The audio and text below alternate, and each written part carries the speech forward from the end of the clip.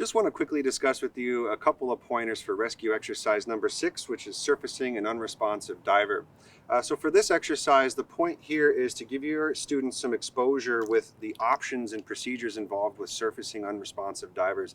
Those can obviously change depending on the diver's size, different equipment configurations, etc. So you want to make sure that you're structuring this to give them exposure to as many different versions of that as you can, right? Remind divers to also breathe normally at all times, even if they're simulating being unresponsive. That's obviously very important here since we're simulating this.